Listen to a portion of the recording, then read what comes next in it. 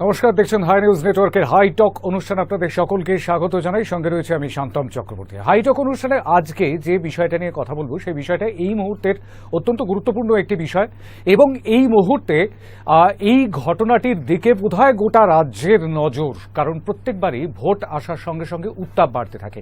আবহাওয়ার উত্তাপের কথা বলছি না, সেটা তো অবশ্যই বাড়বে, কারণ ঘোর গ্রীষ্মকালে হবে ভোট। কিন্তু সেই গ্রীষ্মকালটা রাজনৈতিকভাবেও কিন্তু ইতিমধ্যেই পারদ চড়াতে শুরু করে দিয়েছে। বলছি রাজনৈতিক উত্তাপের কথা। আর সেই রাজনৈতিক উত্তাপে রক্তাক্ত হচ্ছে রাজনীতির ময়দান। বারবার এই ধরনের ঘটনা যেমনটা আমরা দেখে থাকি প্রতিবারের নির্বাচনের আগে। ভোট এলেই এই উত্তাপ কেন বাড়ছে, কেন রক্তাক্ত হচ্ছে বাংলার মাঠ, বাংলার মাটি, সেটাই আমরা আজকে একটু খোঁজবার চেষ্টা করব। এত রক্ত কেন?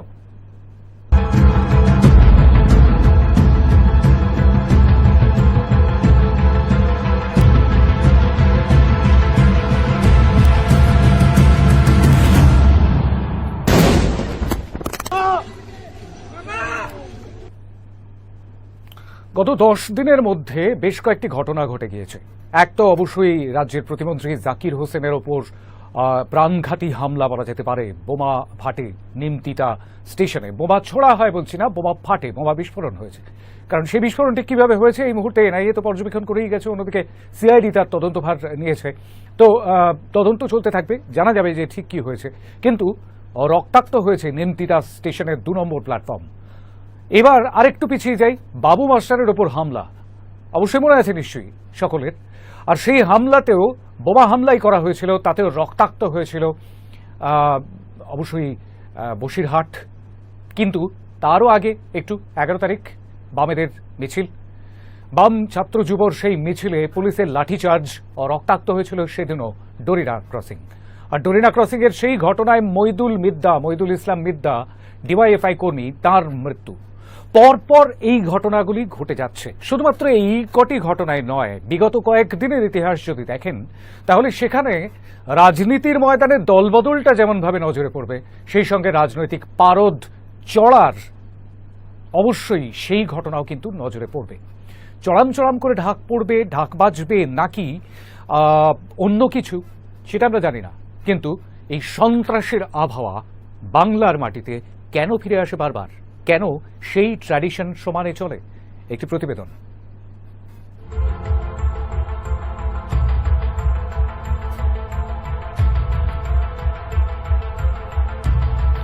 ভোট এলেই উত্তাপ বাড়ে। আবহাওয়া দপ্তর জানাচ্ছে এইবারের মতো শীতের বিদায় বেলা এসে গিয়েছে। সুতরাং একদিকে যেমন তাপমাত্রার পারদ চড়ছে রাজ্য জুড়ে, তেমনই রাজনৈতিক তাপমাত্রাও নিয়মিত বেড়ে চলেছে আসন্ন বিধানসভা নির্বাচন ঘিরে। বাংলায় প্রতিবার নির্বাচনের আবহে উত্তাপ বাড়েই, এটা নতুন কোনো ঘটনা নয়। সে পৌর নির্বাচন হোক বা পঞ্চায়েত নির্বাচন, বিধানসভা হোক বা লোকসভার ভোটের লড়াই, বোমা গুলি খুনোখুনি যেন নেহাতি পরিচিত ঘটনা এ রাজ্যে। না হলেই বরং অবাক হবেন বাংলার মানুষ। কিন্তু কেন এত রক্তপাত? বিগত 10 দিনের দিনলিপি দেখুন। 11 ফেব্রুয়ারি বৃহস্পতিবার বাম ছাত্র যুবদের নবান্ন অভিযান ঘিরে বাঁধল ধুন্ধুমার। ডরিনা ক্রসিং এর কাছে এসে ব্যারিকেড পেরোতে চাইল আন্দোলনকারীরা। জলকামান, কাঁদানে গ্যাসের শেল ফাটালো পুলিশ। আর তারপর লাঠিচার্জ, বেপরোয়া লাঠিচার্জ শুরু করে দেয় পুলিশ, কোনো কারণ ছাড়াই। দাবি বামেদের। তবে পুলিশের দাবি পাথর ছোড়া হয়েছিল বিক্ষোভকারীদের তরফ থেকে, তারপরেই লাঠিচার্জ করতে বাধ্য হয় পুলিশ। গুরুতর জখম হন বহু বাম কর্মী সমর্থক। বেশ কয়েকজন এখনো হাসপাতালে, নিখোঁজও হয়ে গিয়েছেন একজন। কিন্তু সবচেয়ে মর্মান্তিক বাঁকুড়ার কতুলপুরের মইদুল ইসলাম মিদ্দার মৃত্যু। আরও এক সমর্থক দৃষ্টি হারানোর দোরগোড়ায়। আসুন 13 তারিখ রাতের ঘটনার দিকে চোখ রাখি। শনিবার সন্ধ্যায় বসিরহাটে সভা সেরে ফেরার পথে মিনাখাল লাউহাটি ফাঁড়ির কাছে বিজেপি নেতা ফিরোজ কামাল গাজী ওরফে বাবু মাস্টারের উপর হামলা চালালো দুষ্কৃতীরা। এলোপাথারি গুলি বোমাবাজিতে মারাত্মক জখম হন বাবু মাস্টার ও তার গাড়ির চালক। একদা সিপিআইএম নেতা গৌতম দেবের ঘনিষ্ঠ বাবু মাস্টার দল বদলে তৃণমূলে যোগ দিয়েছিলেন। গত বছর ডিসেম্বরেই ফের দল পরিবর্তন করে ঘাসফুল থেকে পদ্মফুলে যোগ দেন। তার উপর এই বোমা হামলা ব্যক্তিগত শত্রুতার জের নাকি রাজনৈতিক কারণে, তা নিয়ে এখনো ধন্ধে পুলিশ। এবার একেবারে টাটকা একটি ঘটনার দিকে তাকাই। 17 ফেব্রুয়ারি বুধবার রাতে মুর্শিদাবাদের নিমতিতা স্টেশনে সঙ্গী সাথীদের নিয়ে ট্রেনের অপেক্ষায় দাঁড়িয়েছিলেন রাজ্যের মন্ত্রী তথা তৃণমূল নেতা জাকির হোসেন। সেই সময় বিস্ফোরণ। গুরুতর জখম হন জাকির হোসেন, জখম হন তার আশেপাশে থাকা সঙ্গীরাও। সঙ্গে সঙ্গে মন্ত্রীকে জঙ্গিপুর মহকুমা হাসপাতালে নিয়ে যাওয়া হয় এবং সেখান থেকে কলকাতায় এসএসকেএম হাসপাতালে স্থানান্তরিত করা হয়। তার বাঁ পায়ের গোড়ালি উড়ে গিয়েছে। জটিল অস্ত্রোপচারের পর কিছুটা স্থিতিশীল জাকির হোসেন। তার প্লাস্টিক সার্জারিও করা হচ্ছে। বোমা আগে থেকে রাখা ছিল বলে অভিযোগ করেছেন মুখ্যমন্ত্রী। ইতিমধ্যে তদন্তভার দেওয়া হয়েছে সিআইডিকে, পর্যবেক্ষণ করে গিয়েছে এনআইএও। ভোটের নির্ঘণ্ট প্রকাশিত হয়নি এখনো, তবুও নির্বাচনের ঢাক বাজছে চড়া সুরে। রাজ্যে 10 বছর শাসনযন্ত্র চালাচ্ছেন যারা, সেই তৃণমূল কংগ্রেস নিজেদের দখলে রাখতে চাইছে মসনদ। অন্যদিকে গত কয়েক বছরে প্রবল প্রতিপক্ষ হয়ে ওঠা বিজেপি সেই মসনদ দখলে মরিয়া। বাম কংগ্রেস জোটও এবার অনেক আগে থেকে তাদের শক্তি বৃদ্ধিতে হাত দিয়েছে। পাড়ায় পাড়ায় শুরু হয়ে গিয়েছে প্রস্তুতি। একের পর এক জনসভা, লরি বাস ভর্তি করে সমর্থকদের ভিড়, স্লোগানের পর স্লোগান, মিছিল। অসীম ক্ষমতা। তারা ভোট দিয়ে নির্বাচন করেন নির্বাচিত জনপ্রতিনিধিকে। আর সেই ভোটাররাই বোধহয় প্রশ্ন তুলবেন এবার, এত রক্ত কেন? কেন একটু শান্তিপূর্ণ হতে পারে না নির্বাচন? আসুন, আমাদের সঙ্গে অতিথিরা রয়েছেন, তাদের সঙ্গে আমরা এবার সরাসরি কথা বলবো। সঙ্গে অতিথিদের পেয়ে গিয়েছি, আমরা কথা বলছি যে বিষয়টা নিয়ে, অর্থাৎ শিরোনামটা তো এত রক্ত কেন, কিন্তু এই যে সংস্কৃতিটার সঙ্গে বাংলার মানুষ এতদিন ধরে পরিচিত, এটাকে সংস্কৃতি বলবো না অপসংস্কৃতি সেটা জানি না আমি, তবে এই ট্র্যাডিশনটা কিন্তু সমানে চলেছে দীর্ঘদিন ধরে, দশকের পর দশক ধরে। যেমন ছবি আমরা বারংবার দেখতে পাই ভোটের আগে কিংবা ভোটের পরে, ভোট চলাকালীন সর্বোচ্চ। তো সেই বিষয়টা নিয়ে একটুখানি কথা বলবো। আমাদের সঙ্গে রয়েছেন রাজনৈতিক বিশ্লেষক অধ্যাপক ডক্টর রাজাগোপাল ধর চক্রবর্তী, স্বাগত জানাই আপনাকে। আমাদের সঙ্গে রয়েছেন সাংবাদিক এবং অবশ্যই রাজনৈতিক বিশ্লেষক নীলাদ্রি বন্দ্যোপাধ্যায়, স্বাগত জানাই আপনাকে। আমাদের আরো অতিথি যোগ দেবেন। আমরা তার আগে একটুখানি বুঝবার চেষ্টা করব আমাদের অতিথিদের কাছ থেকে, প্রথমে আনইন্টারাপ্টেড 2 মিনিটে, যে এই ট্র্যাডিশনটা কি কোনোভাবেই পাল্টানোর কোনো উপায় ছিল না? যেমন ছবি আমরা দেখতে পেলাম, একদিকে যেমন দেখলাম মানে গত 10 দিনের মধ্যেই অনেকগুলো ঘটনা ঘটে গিয়েছে। সেই ঘটনাগুলো যেমন 11 তারিখে বামেদের মিছিল এবং সেই তাকে কেন্দ্র করে ধুন্ধুমার একটি মৃত্যু। এদিকে বাবু মাস্টার নামে একজন দুর্দণ্ড প্রতাপ উত্তর 24 পরগনার একজন নেতা, তাকে নেতা বলেই অভিহিত করছে, তার গাড়িতে বোমা হামলা। যিনি একসময় বামেদের সঙ্গে ছিলেন, পরে তৃণমূল কংগ্রেস, এখন বিজেপির সঙ্গে রয়েছেন। এদিকে একজন মন্ত্রী, রাজ্যের মন্ত্রী, তিনি স্টেশনে দাঁড়িয়ে রয়েছেন, তারপর বোমা হামলা। জাকির হোসেনের ঘটনা বলছে। পরপর এই ঘটনাগুলো ঘটে যাওয়া ভোটের ঠিক আগে, এখন নির্ঘণ্ট প্রকাশিত হয়, এটার মানে তাৎপর্যটা ঠিক কি? রাজাদার কাছে আমি প্রথমে যাব। না, দেখুন, মানে রক্তপাত বাংলার রাজনৈতিক জীবনে বহু পুরনো ঘটনা, দীর্ঘদিনই হয়ে আসছে। এটা যেমন সত্য, তেমন এটাও সত্য যে বর্তমানে আমাদের যে সরকার আছেন, তারা সাধারণ মানুষের নিরাপত্তা, শান্তি, রক্তপাত দেখে কেউই শান্তিতে থাকতে পারে না। আমি সেটা টেলিভিশনেই দেখি, আপনাদের মুখেই শুনি, বা নিজের হয়তো চোখের সামনে যদি দেখতে হয়, সবটাই মানে মর্মস্পর্শী, কষ্টদায়ক। এবং মোটামুটি বোঝা যাচ্ছে যে সরকার বা পুলিশ প্রশাসন যারা রয়েছে, তারা সাধারণ মানুষের নিরাপত্তা দিতে অপারগ। এটা হচ্ছে একটা দিক, এটা পরিষ্কার, এটা নিয়ে কোনো সন্দেহের অবকাশ কারোরই থাকা উচিত নয়, কেননা নিরাপত্তা দেওয়াটা রাজ্যের দায়িত্ব। 2 নম্বর প্রশ্ন হচ্ছে যে নির্বাচনের সময় কেন এটা ঘটছে? নির্বাচনের সময় ঘটছে পরিষ্কার বোঝানোর চেষ্টা যে দেখো, আমার শক্তিকর তাগাদকার, যে আমার বিরোধিতা করবে সেই বিপদে। মানে রক্তটা হচ্ছে একটা আপনার বার্গেনিং স্ট্রেংথ। আমি দেখিয়ে দিচ্ছি, বুঝিয়ে দিচ্ছি আমার শক্তিকর। আমার বিরোধিতা করলে তোমারও রক্ত ক্ষয় ঘটতে পারে, রক্তপাত হতে পারে, মৃত্যু হতে পারে, সাবধান। সুতরাং এইগুলো মানে বার্তা দেবার চেষ্টা, যে কোনো বিরোধী বক্তব্য, মন্তব্য, দল, সবাইয়ের কাছেই একটাই বার্তা, কোনো এসব চলবে না। একটাই কথা, সরকারের কথা, সরকারের বক্তব্য, সরকারি দল, তাদের কথা শুনতে হবে। এখন দেখুন, মানে বাবু মাস্টার যিনি যাকে মারা হলো, বা আরো যে সময় আক্রমণ ঘটলো, কোথাও হয়তো বিশেষ রক্তপাত হয়নি, কিন্তু বোমা পড়েছে, মানুষ কষ্ট পেয়েছে, তার একটা ট্রমা তৈরি হয়েছে, সেগুলো একটা খুব তার সারা জীবন কারোর মানুষের জীবন হয়তো থেকে যেতে পারে সেই ঘটনা। এখন সরকারেরও মন্ত্রী, খুব ভালো মন্ত্রী জাকির সাহেব, মুর্শিদাবাদে খুব ভালো কাজ করেন, কিন্তু মানুষের কাজ করেন, অথচ তাকে প্রতিমন্ত্রী করে রাখা হল। মানে আমি বুঝি না, সাধারণ লেখাপড়া জানে না, কিছু জানে না, তার সব বড় বড় ক্যাবিনেট মন্ত্রী, তাকে প্রতিমন্ত্রী করে রাখা হল, এবং সে যথেষ্ট পপুলার। আমি জানি না তাকে মারার পেছনে কার হাত আছে, কিন্তু আমার সব জায়গায় মনে হচ্ছে যারাই করুক না কেন, তারা কিন্তু বলতে চাইছে যে আমাদের হাত খুব শক্ত। এই বার্তা তারা পরিষ্কার ভাবে দিতে চাইছে নানান জায়গাতে। তা আপনি যে প্রশ্ন আমাকে করলেন, এর মুক্তির উপায় কি? মুক্তির তো উপায় বিশেষ নেই। মুক্তির একটাই উপায় হচ্ছে যে পরিবর্তন, বারবার পরিবর্তন করে দেখা যে কারা ভালো। পরিবর্তনের মাধ্যমেই, যেমন এক্সপেরিমেন্টের মধ্য দিয়েই আমরা আসল বিজ্ঞানের সত্যটাকে চিনতে পারি, পরিবর্তনের মধ্য দিয়েই প্রকৃত কে জনমুখী, প্রকৃত কে জনস্বার্থে কাজ করতে চায়, তাকে আমরা চিনতে পারি। হ্যাঁ, রাজাগোপাল ধর চক্রবর্তী, ডক্টর ধর চক্রবর্তীর বক্তব্য আমরা শুনলাম। এবার আমি একটু নীলাদ্রি বন্দ্যোপাধ্যায়ের কাছে যাবো, যে ঠিক কিভাবে দেখছেন এই ঘটনাগুলো?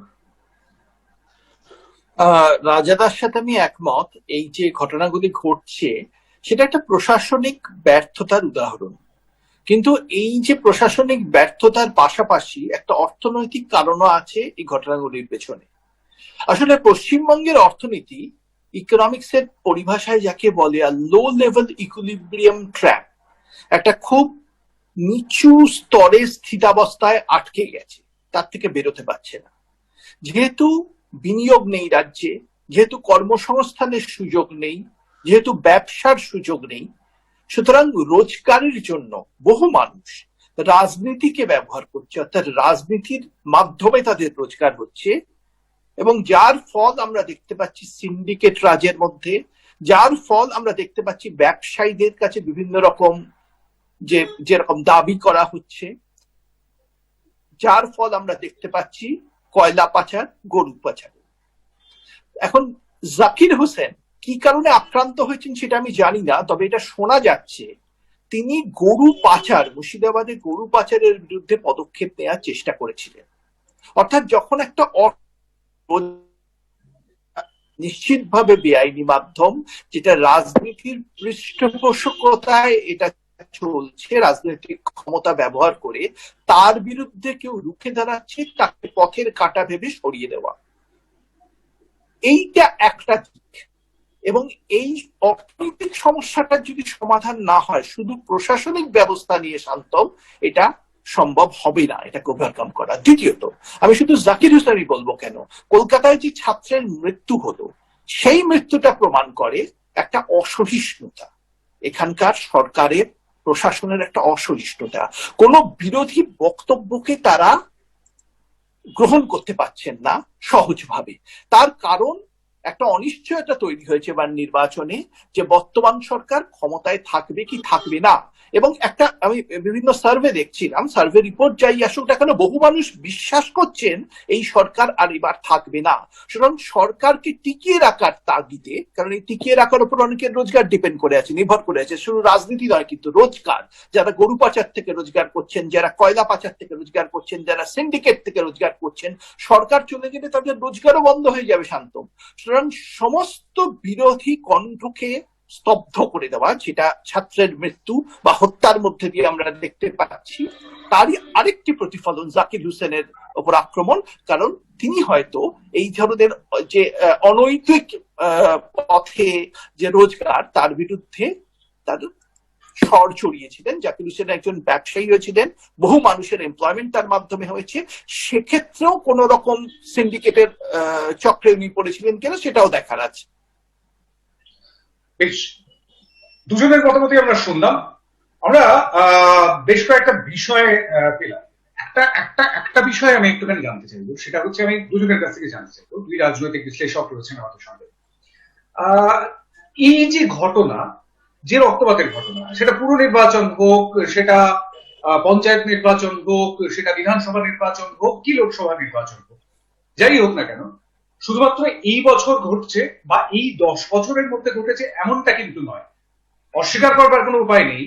বাংলায় দীর্ঘ বহু দশক ধরে এই ট্র্যাডিশনটা, এই কালচারটা চলছে তো চলছে।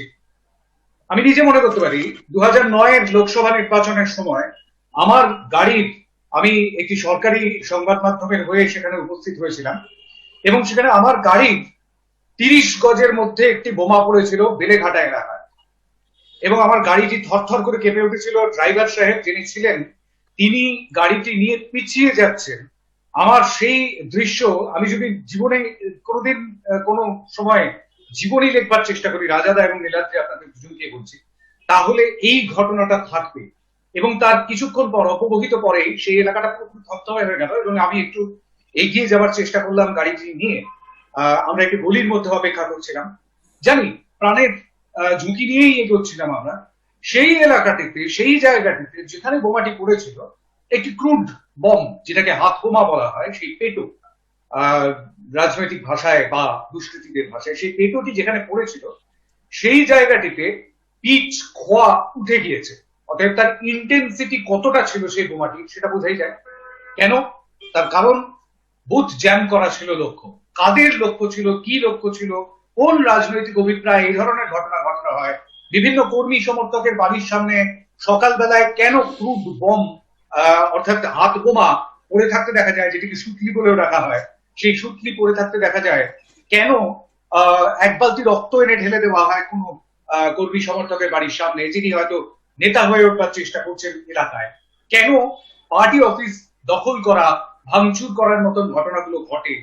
সেগুলো তো আমরা, সেগুলো তো প্রশ্ন। দীর্ঘ দশকের পর দশক ধরে এগুলো চলে আসবে সেই ক্ষমতা দখলের লড়াই, বা কেউ ক্ষমতায় রয়েছেন তিনি নিজের চেয়ারটিকে আরো শক্ত করবার জন্যই করবেন কি রাজাদা? না, হ্যাঁ, ব্যাপারটা তো পরিষ্কার যে ক্ষমতায় থাকলে বেশ কিছু সুযোগ সুবিধা আছে। মানে ক্ষমতাটা হচ্ছে যে, রাজনীতিতে ক্ষমতাটা হচ্ছে মানুষের সেবা করার একটা সুযোগ, কিন্তু সেইভাবে কেউ দেখে না। মানে কেউ দেখে না, নয়, অনেকেই দেখেন না, এবং তারা মনে করেন তারা নির্বাচিত হয়েছেন, পয়সা খরচা করেছেন ব্যক্তিগত বা অন্যভাবে, এবার তাদের রিটার্ন নেবার, এবং সেই রিটার্ন নিতে গিয়ে তারা যা খুশি করে ফেলেন। এবং দেখা গেছে গত 10 বছরে যারা শাসনে ছিল তারা কোনো নিয়ম টিয়ম কিছু মানেনি। পশ্চিমবঙ্গে এটা আমরা দেখি, বামেদেরও শাসন ছিল, কিন্তু ওই ধরনের যারা শাসক কুলের, দেখলেই বোঝা যায় শাসক কুল, মানে সোনার চেন, মানে হ্যাঁ, বিরাট পাঞ্জাবি টাঞ্জাবি পরা, দামি কোম্পানি পাঞ্জাবি টাঞ্জাবি, স্করপিও গাড়ি, দেখলেই বোঝা যাচ্ছে যে এরা শাসক কুল, এরা ক্ষমতাবান, চেহারা দেখলেই বোঝা যাচ্ছে। এবং এরা আপাদমস্তক দুর্নীতি ভরা, এবং এদের সিকিউরিটিও দেওয়া হয়েছে। এগুলো মানে তারা পশ্চিমবঙ্গে ছেয়ে গেছে এই ধরনের প্ল্যান, যেটা বামেদের সময় দেখিনি। বামেদের সময় নানান দুর্নীতি ছিল, নানান ব্যর্থতা ছিল, কিন্তু এইরকম ধরনের শাসককুল দেখিনি। বামেদের সময় অনেক দেখেছি লোকাল কমিটির পাওয়ারফুল নেতা এক সামান্য ধুতি বা পাজামা পরে রাস্তায় বেরিয়েছেন, কিন্তু এই ধরনের আজকে যেটা দেখা যাচ্ছে সেটা আগে কোনোদিন ছিল না। এবং এখন আপনি যে প্রশ্নটা করছেন, তেমন এখনকার দিনের শাসককুল তারা জানে যে এই, মানে আমি যদি শাসনে থাকি তাহলে এই আমার ব্যবস্থা থাকবে, এই আমার সুবিধে, এবং এই সুবিধেটাকে আমাকে পেতে গেলে আমাকে দিনের পর দিন জিততে হবে। কিন্তু মানুষ তো আমরা জানি 5 বছরের মধ্যেই মানুষ অ্যান্টি ইনকামেন্সি ফ্যাক্টরটা এসে যায়, একটা মানে প্রতিষ্ঠান বিরোধী হাওয়া আসে। আর তারপরে যে লোকটা পাড়ায় পান বিক্রি করতো কি কাগজ বিক্রি করতো, সেই যখন কাউন্সিলর বা এমএলএ হয়ে গিয়ে ওই স্করপিও গাড়ি চড়ে বেড়ায়, তখন মানুষ তো তাকে হটাবারই চেষ্টা করে, মনে মনে তো ভাবেই যে সরাতেই হবে। কিন্তু সে লোকটাও সেটা বোঝে যে আমাকে সরাবার জন্য ব্যস্ত, তাই আমি গদি থেকে সরবো না, এত সুযোগ আছে। তাই আমি কি করব, আমার হাতে গুন্ডা আছে, গুন্ডা আপনি যা বললেন ওইসব রক্ত ভক্ত যা খুশি সবকিছুই করে বেড়াবো, আমাকে জিততেই হবে। এখন শাসককুল যারা চালাচ্ছেন তাদের সেখানে কোনো নিয়ন্ত্রণ, সেখানে একটি পরিবার পুরো ব্যবস্থাটা চালাচ্ছে, এবং তারা পরিবার দেখছে যে আমাদের স্বার্থ যদি যারা মেনে নেবে, আমাদের যে এটা আছে যে পাওয়ারটা, সেটা যারা মেনে নেবে, নিয়ে মাথা নিচু করে কাজ করুন, তারা যা খুশি করুন। তোমাকে একটাই হচ্ছে কি যে বর্তমান যে রাজা তাকে মানতেই হবে, তারপরে আমি যা খুশি করবো শাসককুল মেনে নেবে। এই অবস্থার মধ্য দিয়ে একটা বিরাট সংখ্যক লোকাল লেভেলে আমরা ছোট ছোট রাজা বা জমিদার বা মস্তান তৈরি হয়েছে সারা পশ্চিমবঙ্গ জুড়ে। এরা এরা শুধু কোনো সরকারি পোস্ট অধিকার করছে না, এরা লোকাল এলাকায় গরিব মানুষ, রিক্সাওয়ালা থেকে ঠেলাওয়ালা, ভ্যান্ডার, প্রত্যেকের কাছ থেকে 5 টাকা 2 টাকা থেকে 1000 টাকা করে তুলছে, দোকান থেকে তুলছে। এর ফলে যে ব্যবস্থাটা গিয়ে দাঁড়াচ্ছে, যে তার ফলে হচ্ছে কি যে একটা এক্সটর্শন কস্ট তৈরি হচ্ছে, যেটা কিন্তু প্রোডাকশনের মানে আপনার ফাইনাল প্রাইসে গিয়ে দাঁড়িয়ে যাচ্ছে। এক্সটর্শন কস্ট, এর কস্ট কিন্তু আমরা দিচ্ছি। এই তোলাবাজির খরচ কিন্তু জিনিসের দামের উপর পড়ছে, সেই খরচটা কিন্তু আমাদের দিতে হচ্ছে। আমরা সেগুলো বুঝতে পারছি না, ভয় পাচ্ছি। তাই এবং ভয়ে পেয়ে আমরা হয়তো নির্বাচনে কিছু করে ফেলতে পারি, আমাদের কোন রকম করতে দেবে না, ভয় দেখিয়ে এমন ভয় দেখানোর চেষ্টা হচ্ছে যাতে করে মানুষ বাবা দরকার নেই, শাসক দলের স্ট্যাম্প মেরে বাড়িতে ঘুমোই। এই একটা ভাবনা তৈরি করাই হচ্ছে পুরো এই সন্ত্রাসের লক্ষ্য। তাকে যাকে খুশি পারো তুমি সরিয়ে দাও, রক্ত ছড়িয়ে দাও, এই হচ্ছে এদের স্ট্র্যাটেজি। হ্যাঁ শান্তম, আমি অবশ্যই একটুখানি আলাপ করে দেবো। আমাদের সঙ্গে রয়েছেন প্রাক্তন পুলিশ আধিকারিক অরিন্দম আচার্য, অনেকগুলো নির্বাচন দেখেছেন এবং তার কাছ থেকেও আমরা একটুখানি অভিজ্ঞতা নেওয়ার চেষ্টা করবো। আমি একটু নীলাদ্রির কাছে যাব, আমি চলে যাবো একটু নীলাদ্রি বন্দ্যোপাধ্যায়ের কাছে। নীলাদ্রি বন্দ্যোপাধ্যায়, হ্যাঁ শান্তম, বলো।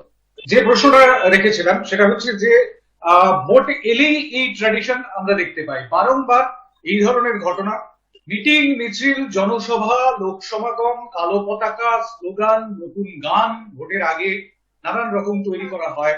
যেসব নেতাদের আমরা গোটা 5 বছর ধরে দেখতে পাই না, 4 বছর না দেখতে পেলেও শেষ বছরটিতে এসে তাদেরকে আমরা বারংবার দেখি এবং বিভিন্ন যারা ইলেক্টেড তাদেরকেও দেখতে পাওয়া যায় না, তারাও এই সময়টাতে সকলের সঙ্গে জনসংযোগ করার চেষ্টা করেন। কিন্তু সেই সঙ্গে সঙ্গে আরো একটি অত্যন্ত পরিচিত চিত্র, যেটা আমরা দেখতে থাকি, প্রত্যেক বছরই দেখতে থাকি, প্রত্যেকবারই দেখতে থাকি, সেই রকম ছবিগুলো কেন দেখতে হচ্ছে এত বেশি করে? দেখার কি কথা ছিল? সাধারণ মানুষ তাতে ঠিক কিরকম ভাবে তাদের রিয়াকশনটা হতে পারে? শান্তম, আমি এই একটা ব্যাপারে রাজাদার সাথে একটু দ্বিমত পোষণ করছি। রাজাদা বলছেন এই এখনকার সরকারের আমলে যে চিত্র দেখছি সেই চিত্র আমরা বাম আমলে দেখিনি। হ্যাঁ, বাম আমলে হয়তো মুখগুলো অনেক সুন্দর ছিল, অনেকটা একটা ছদ্মবেশ, একটা মুখোশ ছিল, কমিউনিজমের মুখোশ ছিল, কিন্তু তার পেছনে চিত্রটা কিন্তু সেই একই ছিল, সন্ত্রাসটা কিন্তু সেই একই ছিল। আসলে এই পরিস্থিতিটা আমি যেটা প্রথমেই বললাম, অর্থনীতির সাথে সংযুক্ত। যেটা হয়েছে পশ্চিমবঙ্গের দীর্ঘদিন ধরে যে সরকার আছে 4 দশক ধরে, তারা অধিকাংশ সময় কেন্দ্রীয় সরকারের বিরোধিতা করেছে। এই কেন্দ্র রাজ্য সংঘাতের ফলে পশ্চিমবঙ্গের অর্থনৈতিক উন্নয়নে বাধা হয়ে যাচ্ছে। যখন অর্থনৈতিক উন্নয়ন ব্যাহত হচ্ছে, যখন চাকরির সুযোগ ব্যাহত হচ্ছে, যখন রাজনীতিটাই রোজগারের উপায় হয়ে দাঁড়াচ্ছে, তখন স্বাভাবিক প্রবৃত্তি মানুষের হচ্ছে ক্ষমতার পরিবর্তনকে আটকানো। এই ক্ষমতার পরিবর্তনকে বাম আমলে 34 বছর ধরে কিভাবে হাতের পেশি শক্তি দিয়ে আটকে রাখা হয়েছিল সেটা আমরা দেখেছি, এবং তার মধ্যে তারা কোনো আদর্শগত বিরোধ খুঁজে পাননি। কারণ কার্ল মার্কস স্বয়ং গণতন্ত্রে বিশ্বাস করতেন না, লেনিন মনে করতেন পার্লামেন্ট একটা খামার। সুতরাং তারা তাদের আদর্শের সাথে এই গায়ের জোরে নির্বাচন জেতাটা একেবারেই সাজুজ্য ছিল সেই সময়, এবং তারা আদর্শগত দিক থেকে জাস্টিফাই করতেন নির্বাচনে সাইন্টিফিক রিগিং করা, এবং সামনে একটা মুখোশ রাখতেন, একটা কমিউনিজমের মুখোশ, সাম্যবাদের মুখোশ। যে মুখোশটা মুখোশ বলে বুঝে পৃথিবীর বিভিন্ন দেশে মানুষ কমিউনিজমকে ছুঁড়ে ফেলে দিয়েছে, যে মুখোশটা মুখোশ বলে বুঝে বার্লিন প্রাচীর ভেঙে চৌচির হয়ে গেছে, লেনিনের স্ট্যাচুতে মানুষ লাথি মেরেছে। মানুষ বুঝতে পেরেছিল এই যে মুখোশ, এই মুখোশের ফলেই এর পেছনের উদ্দেশ্যটা। এখন এই মুখোশটা সরে দিয়ে মুখটা সামনে চলে এসছে, এবং সেই কমিউনিস্ট মাইন্ডেড মানুষগুলো এখন দল পরিবর্তন করে শাসক দলে চলে এসছে।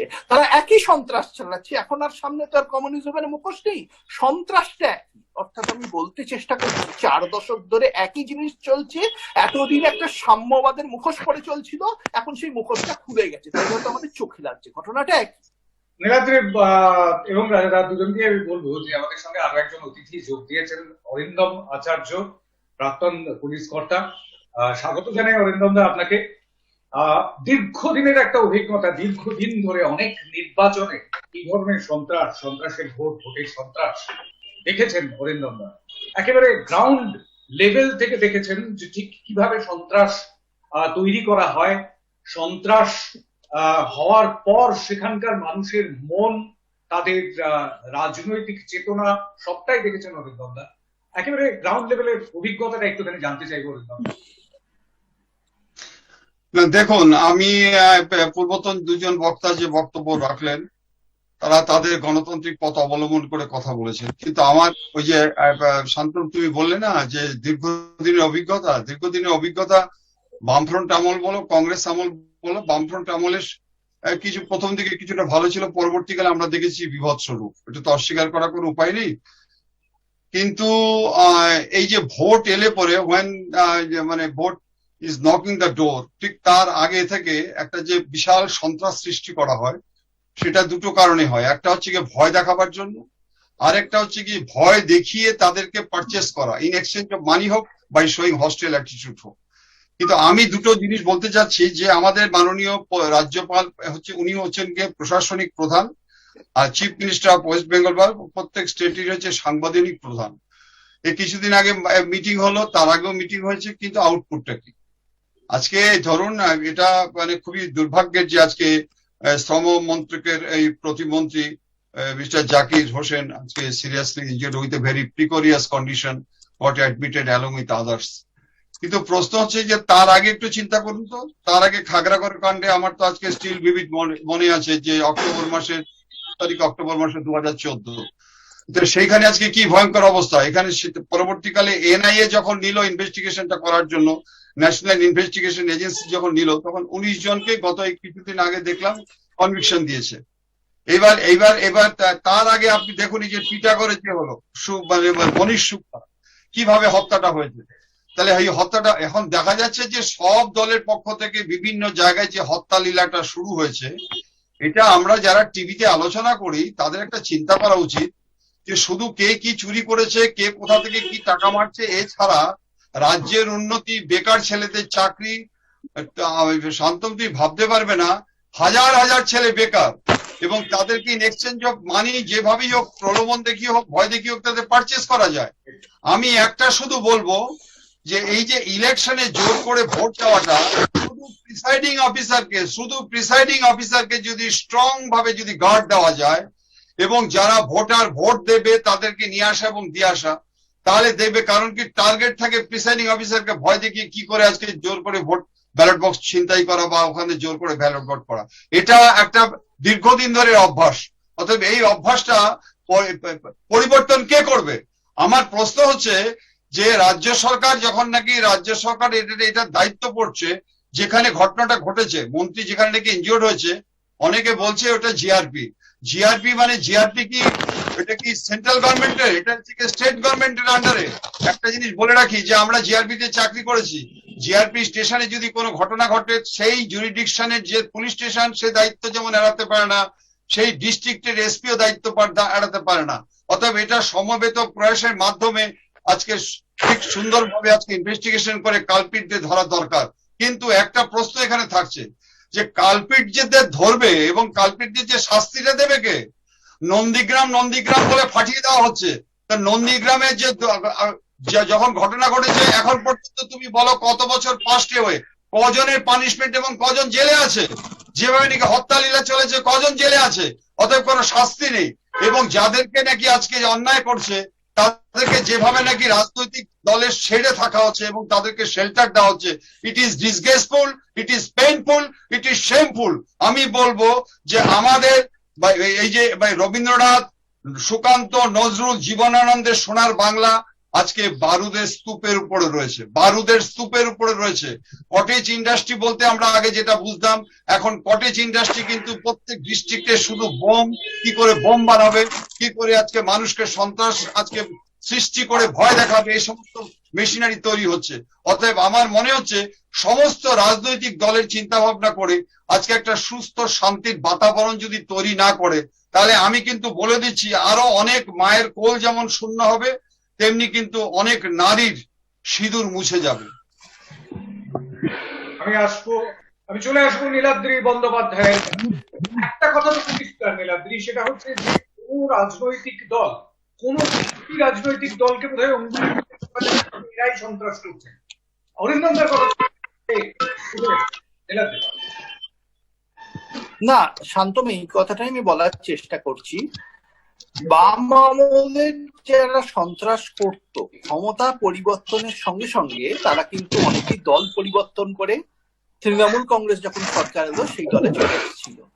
আবার এখন বেশ কয়েক মাস ধরে আমরা দেখতে পাচ্ছি যে এমন অনেক মানুষ যাদের বিরুদ্ধে সন্ত্রাস ও দুর্নীতির অভিযোগ আছে, তারা দল পরিবর্তন করে ভারতীয় জনতা পার্টিতে আসার একটা প্রবণতা দেখতে পাচ্ছি। সম্ভবত এটা আঁচ করে যে ভারতীয় জনতা পার্টি ক্ষমতায় আসতে পারে। এবার প্রশ্ন হচ্ছে, যদি আজ পরিবর্তন হয়, যার একটা বিরাট সম্ভাবনা হয়তো দেখা যাচ্ছে, তাহলে বাস্তব চিত্রটা কি কিছু পরিবর্তন হবে? কারণ বাস্তব তো এই মানুষগুলো যারা বাহুবলী, যারা সন্ত্রাসের রাজনীতি করে, তারা দুর্নীতির সাথে যুক্ত, এই তিনটে জিনিস সংযুক্ত, তারা শুধু দল পরিবর্তন করে অন্য দলে চলে এলো। এবং তারা তো আসছে কেন? রোজগারের জন্য, ক্ষমতার জন্য। তাহলে তো তারা একই কাজ করবে। সুতরাং ভবিষ্যতে যদি সরকার পরিবর্তন হয়, তখন এই মানুষগুলোকে নতুন সরকার কিভাবে নিয়ন্ত্রণ করে তার উপর কিন্তু ভবিষ্যতে প্রকৃত পরিবর্তন হবে কি হবে না সেটা অনেকটা নির্ভর করবে।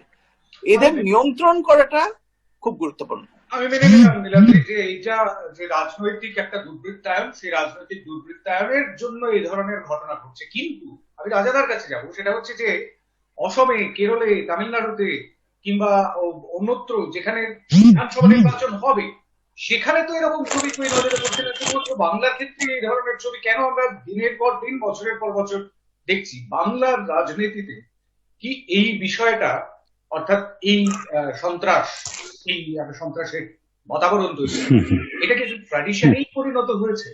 হলেই বা কেন?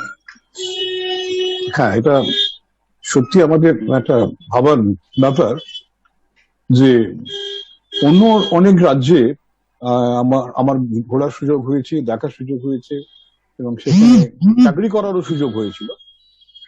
তার ফলে সেখানকার জিনিস দেখে আমার মনে হয়েছে যে বাংলা কেরালার কিছুটা অংশে মিল থাকলেও আর কোথাও তেমন মিল নেই। একটা জিনিস বলে রাখা ভালো, আপনি যদি দেখেন বাংলার যে বিশেষত্বটা, সেটা হচ্ছে যেটা অন্য কোনো রাজ্যে নেই। সেখানে বহু গ্রাম থেকে, বিশেষত কলকাতা বেষ্টিত যে রাজনীতি, গ্রাম থেকে শহরে একটা বিরাট সংখ্যক মানুষ এসেছে, অন্য রাজ্য থেকে এই প্রদেশে মানুষ এসেছে, অন্য দেশ থেকে এই প্রদেশে মানুষ এসেছে, সব জীবিকার সন্ধানে। এবং ইনফর্মাল সেক্টরটা এখানে বড়ই তীব্র এবং ইনফর্মাল সেক্টরের একটা যথেষ্ট প্রাধান্য রয়েছে। এবং এই ইনফর্মাল সেক্টরের ভিত্তি করেই কিন্তু হচ্ছে এই পুরো রাজনীতিটা। এবং এই ইনফর্মাল সেক্টরটাকে আপনি কতটা কন্ট্রোল করতে পারবেন, এবং যেহেতু এই সমস্ত ইনফর্মাল সেক্টরে যারা কাজ করছেন তারা ভীষণ ভাবে একটা খুঁটির উপর নির্ভরশীল। তারা জানে আমার খুঁটি না থাকে তাহলে আমাকে আমার কাজ করতে দেবে না, আমার যে বেশি জীবিকার জন্য যে আমার যে কাজকর্ম সেগুলো সব আটকে যাবে। তার ফলে মানুষ কিন্তু একটা খুঁটি ধরে আছে, এবং সে খুঁটিটা অধিকাংশ ক্ষেত্রেই শাসক দলের খুঁটি। তার ফলে যেটা দেখা যায় যে শাসক দল পরিবর্তন হলেও কিন্তু এই খুঁটিগুলো প্রয়োজন হয় বিভিন্ন জায়গায় জীবিকার সন্ধান। এখন প্রশ্ন হচ্ছে এই যে ব্যবস্থা এতকাল পশ্চিমবঙ্গে যেটা ছিল সেটা বামেরা চালু করেছিল। আমি অবশ্য একটা কথা বলে রাখি, নীলাদ্রিবাবু বললেন আমি বামেদেরকে বলেছি ভালো। আমি যেটা বলতে চাইছিলাম যে ইদানিং কালে যাদের দেখা যায় স্করপিও গাড়ি পরে, সাদা সোনার চেন, হ্যান ত্যান, সেই পোশাক আকাশের দিক থেকে বামেদের সঙ্গে ভিন্নতা ছিল। তাদের সন্ত্রাস সৃষ্টি বা অন্য কোনো কাজে বিরতি দেওয়া, তাদের মধ্যে যে ভিন্নতা ছিল সেটা আমি বলিনি। যাই হোক, সে প্রশ্নটা এই মুহূর্তে বামেরাই, বাইরে পোশাক আশাকের দিক থেকে একটা একেবারে ভিন্নতা রয়েছে। আমি সেটাও বলেছিলাম যে বাম নেতাদের একটা পাজামা পরে বা করে দেখা যেত। রাজাদা, আমি এই সাম্যবাদী মুখোশের কথা বলেছিলাম, যেটা যাই হোক, সেটা আমি ওই দিকটা ঢুকছি না। যে প্রসঙ্গটা অত্যন্ত জরুরি, ওরা যে ধরনের সমাজ গঠন করতে চাইলো একেবারে কমিউনিস্ট স্ট্রাকচার। চীনে যেহেতু চীন সোভিয়েত ইউনিয়নে যাওয়ার সুযোগ আমার ঘটেছে, সেখানে আমি দেখেছি যে সেখানে হচ্ছে কমিউনিস্ট পার্টি লোকাল ইলিট তারা নিয়ন্ত্রণ করে।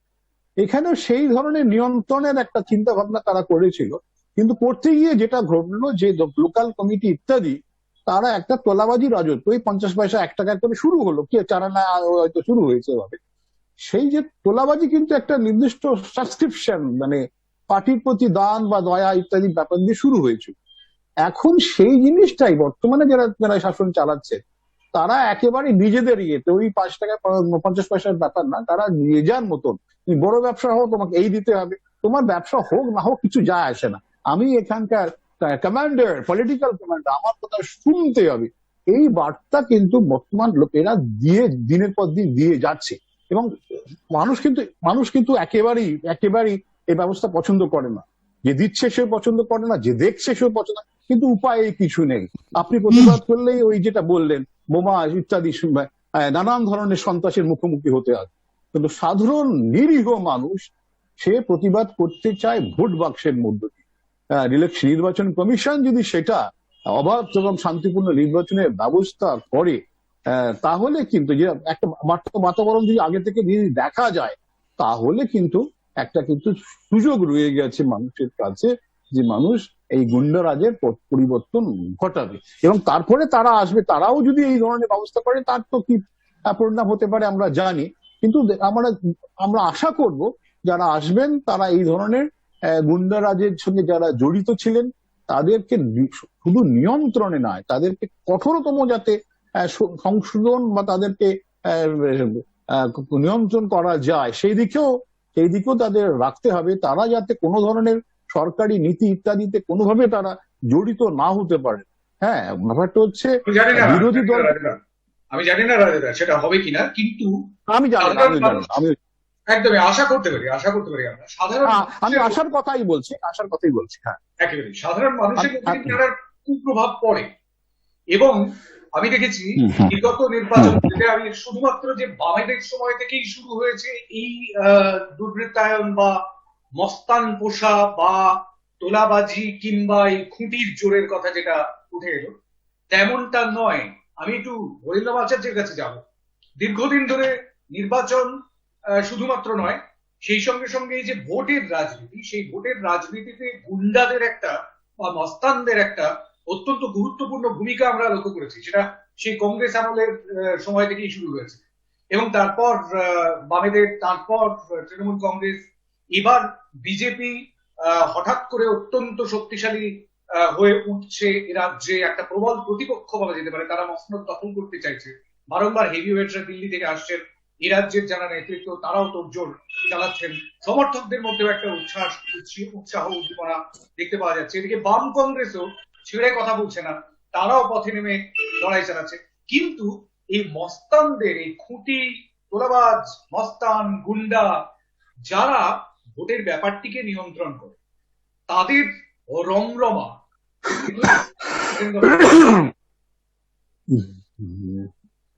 হ্যাঁ, যেটা আপনি বললেন, দেখবেন যারা মদ শিল্পী, যারা ঠাকুর তৈরি করে, যখন আরম্ভ হয় তার 2 মাস থেকে তাতে একটা ডিমান্ড বেড়ে যায়।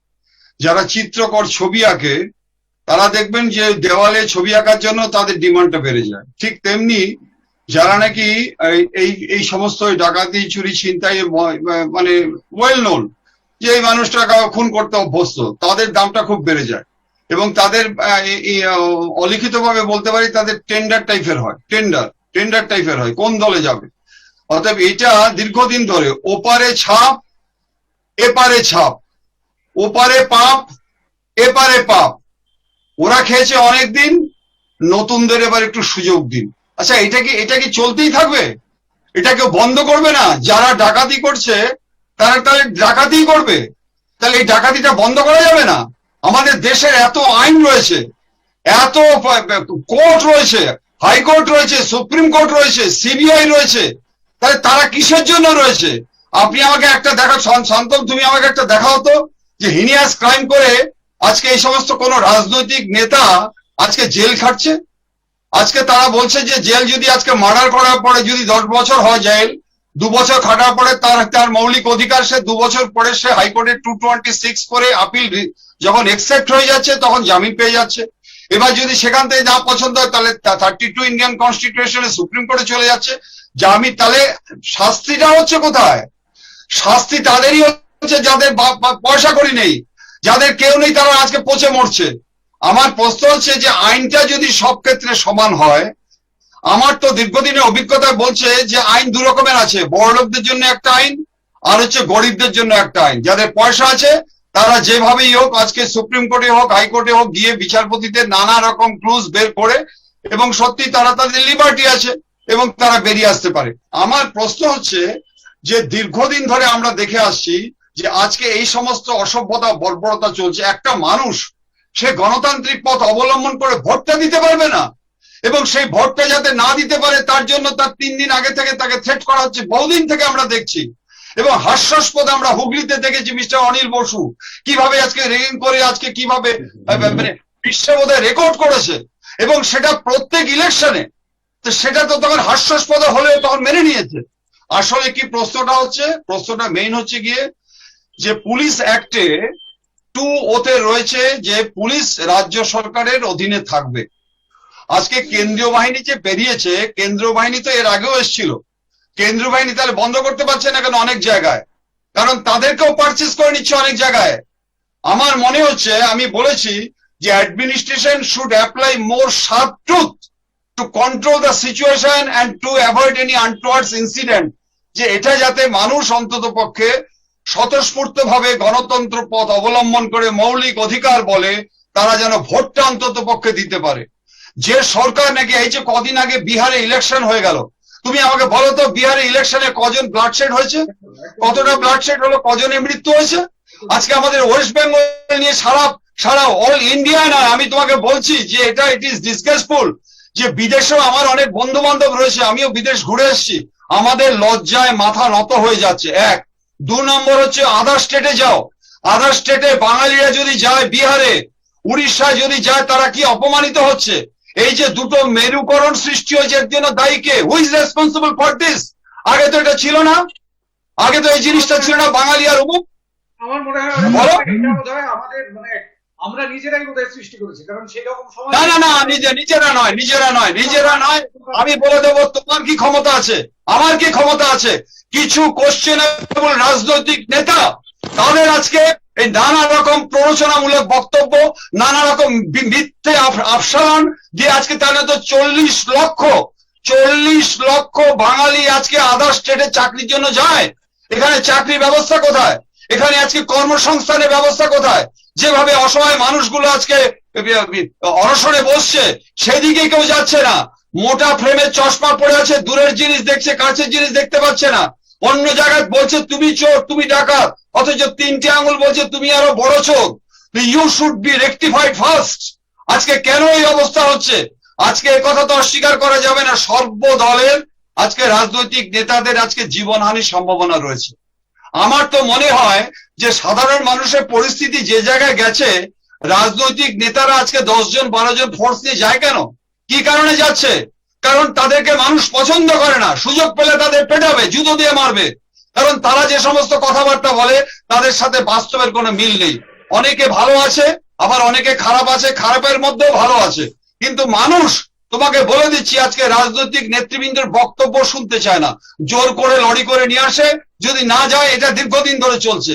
অতএব এর অবসানটা কিভাবে হবে সেটা সমস্ত রাজনৈতিক বুদ্ধিজীবীদের একসাথে মিলে এটা চিন্তা ভাবনা করা দরকার। সেটাই বোধহয় এই মুহূর্তে সবচাইতে বেশি চিন্তার বিষয়, কারণ এটা একটা গণতান্ত্রিক পদ্ধতি, ভোট দেওয়া এবং নেতা নির্বাচন করা, অর্থাৎ জনপ্রতিনিধি নির্বাচন করা। সেটার মাঝখানে এত বেশি সন্ত্রাস, একটা সন্ত্রাসের বাতাবরণ তৈরি করা, সেই সন্ত্রাসের বাতাবরণটায় এই বলে আমায় দেখ, ও বলে আমায় দেখ, এইরকম একটা পরিস্থিতি তৈরি হওয়ার কি আদৌ কোনো প্রয়োজন ছিল? আমি নীলাদ্রির কাছে আসবো।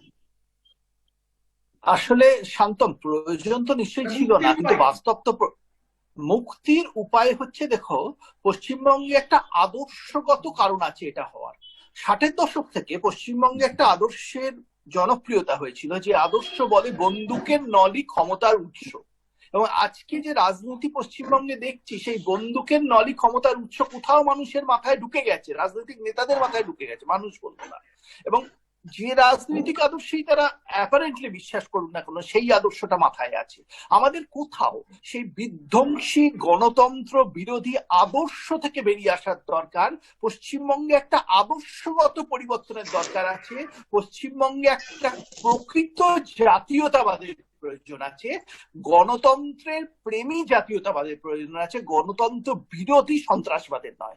এই আদর্শগত পরিবর্তন যদি পশ্চিমবঙ্গে না আসে তাহলে কিন্তু এই সন্ত্রাস যতই দল পরিবর্তন হোক এটা হবে। 60-এর দশকের সূত্রপাত সেই বিধ্বংসী রাজনৈতিক মতাদর্শের ফলে, যে মতাদর্শকে সমস্ত পৃথিবীর অধিকাংশ দেশ একেবারে পরিত্যাগ করেছে। পশ্চিমবঙ্গের রাজনৈতিক নেতাদের উচিত সেই মতাদর্শকে পরিত্যাগ করা।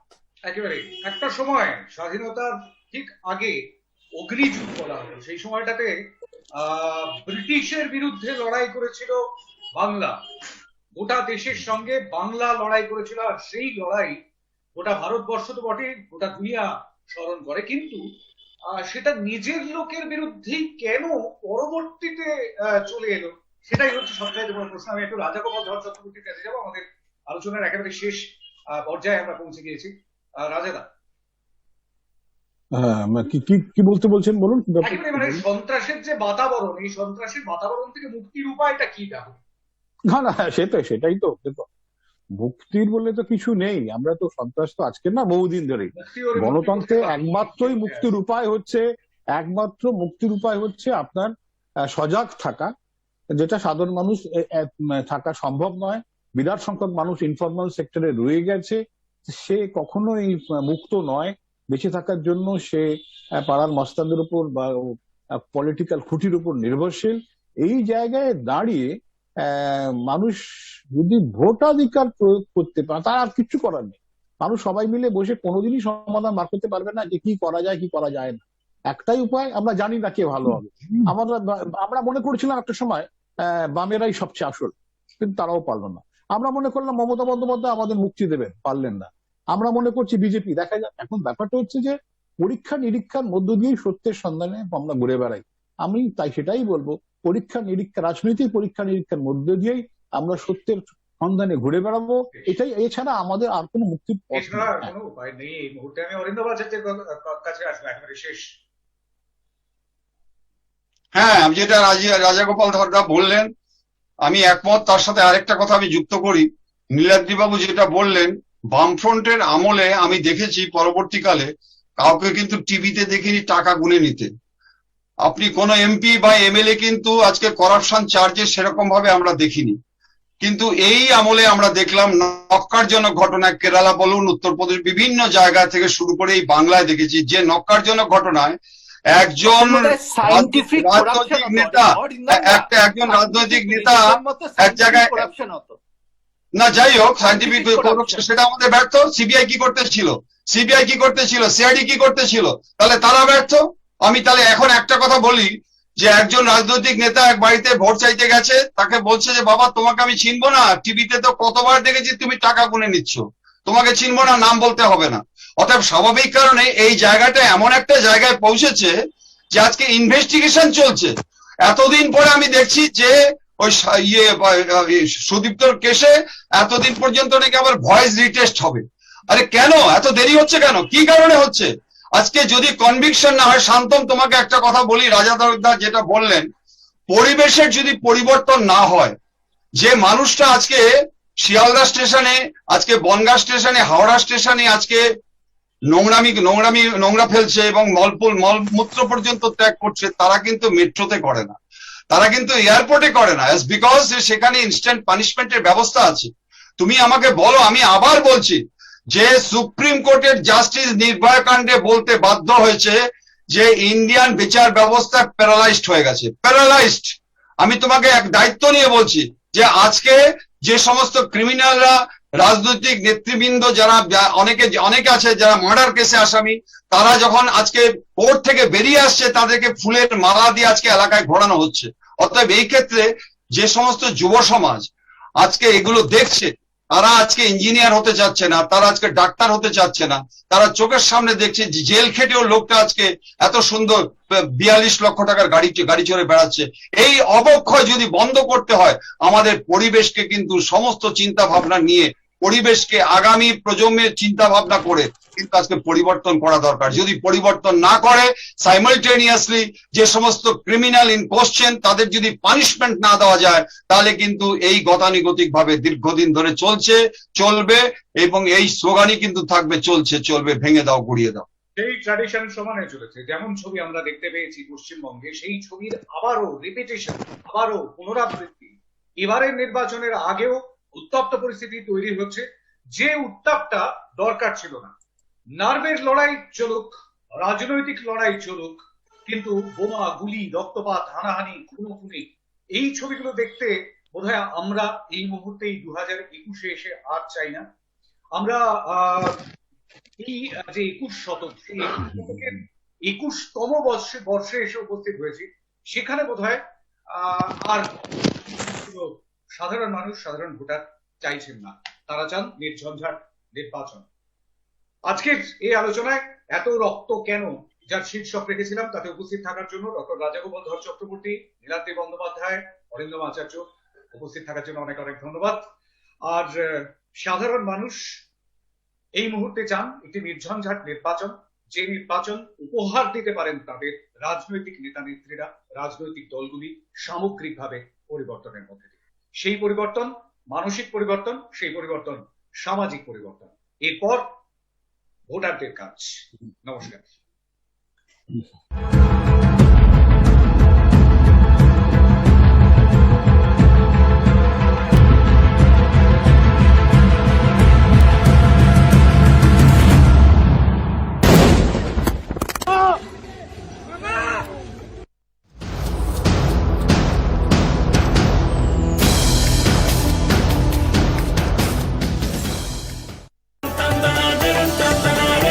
আপনি দেখছেন হাই নিউজ, निर्भीक निरपेक्ष। हर सुबह ब्यूटीफुल दिखने के लिए चेहरे पर निखार और इवन टोन जरूरी है। निखार के साथ मॉइस्चराइजेशन भी जरूरी है। आपकी हर जरूरत को पूरा करे white tone, soft and smooth cream. जरा सा लगाते ही चेहरे को मिले ऑयल फ्री लुक।